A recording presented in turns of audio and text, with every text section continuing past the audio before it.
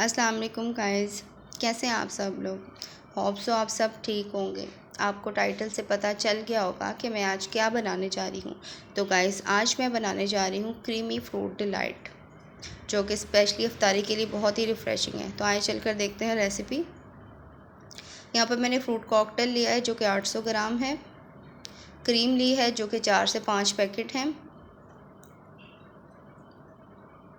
मैकरोनीज़ ली हैं elbow shape जो कि 200 ग्राम है। चीनी ली है जो कि आधा कप है। ड्राई मिल्क लिया है जो कि 60 ग्राम है।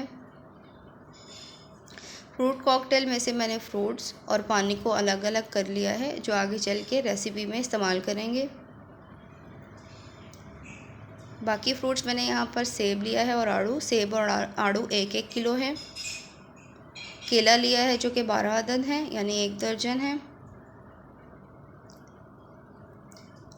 कुछ दाने लोग काट के लिए हैं जो कि धो के इसमें से बीज निकाल के कट कर लेंगे।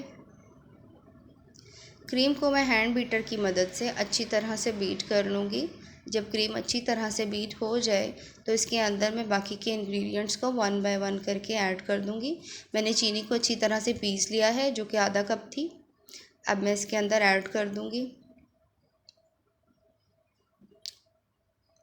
इसी तरह मैं इसके अंदर ड्राई मिल्क जो कि 60 ग्राम था वो भी ऐड कर दूँगी। अब मैं स्पैचुला की मदद से जेंटली इसको मिक्स कर लूँगी।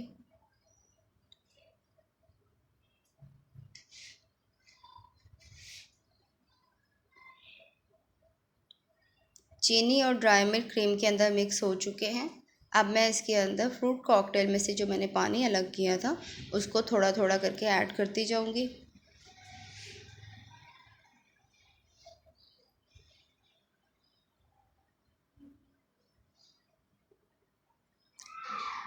अब स्पैचुला की मदद से अच्छी तरह मिक्स करते जाएं। अब पानी अच्छी तरह मिक्स हो चुका है, बाकी का पानी इसमें ऐड करें। अब इस पानी को भी स्पैचुला की मदद से आहिस्ता आहिस्ता मिक्स करते जाएं। आप देखेंगे जैसे जैसे हम पानी ऐड करते जाएंगे और स्पैचुला को जेंटली मूव करते जाएंगे, ये क्रीम हमारी फ्रॉथी होती जाएगी। अब इस क्रीम को 2 घंटे के लिए रेफ्रिजरेटर में रख दें और इसको फ्रीज़ कर लें। अब यहाँ पे जो मैक्रोनीज़ थी उसको मैंने 1 लीटर पानी और 1 टेबलस्पून नमक, 1 टेबलस्पून ऑयल के साथ बॉईल कर लूँगी। जब मैक्रोनीज़ बॉईल हो जाएं और टेंडर हो जाएं तो उसको स्टेन करके एक बाउल में ठंडा होने के लिए रख दें। अब जो बाकी के फ्रूट्स थे उसको मैंने बारीक बारीक कट कर लिया है और फ्रूट कॉकटेल वाले फ्रूट्स भी इसके अंदर डाल देंगे और इनको अच्छी तरह से मिक्स कर लेंगे। जब ये सारे फ्रूट्स अच्छी तरह मिक्स हो जाएंगे तो हम इसके अंदर जो हमने मैक्रोनीज़ ठंडी होने के लिए रखी थी वो भी इसके अंदर शामिल कर देंगे और मैक्रोनीज़ को भी इसके अंदर मिक्स कर देंगे। 2 घंटे हो चुके हैं, मैंने क्रीम को निकाल लिया है फ्रीज़र में से। अब मैंने इसको एक बाउल में शिफ्ट किया है और जो फ्रूट्स हमने और मैक्रोनीज़ मिक्स की थी उसको थोड़ा थोड़ा करके हम इसके अंदर मिक्स करते जाएंगे।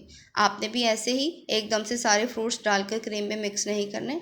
आपने पहले थोड़े से फ्रूट्स डालने हैं, उसको क्रीम में अच्छी तरह से मिक्स करना है और उसके बाद आपने जो बाकी के फ्रूट्स हैं वो डाल के अच्छी तरह से मिक्स कर लें ताकि फ्रूट्स और क्रीम अच्छी तरह एक दूसरे के साथ मिक्स हो जाएं।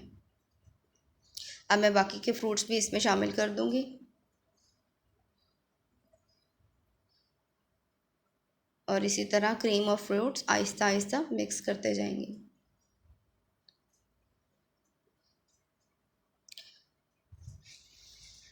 अब जी हमारी क्रीम और फ्रूट्स अच्छी तरह से मिक्स हो चुके हैं, तो अब हम इसके अंदर नट्स डालेंगे। यहाँ मैंने कुछ बादाम हैं उनको क्रश कर लिया था,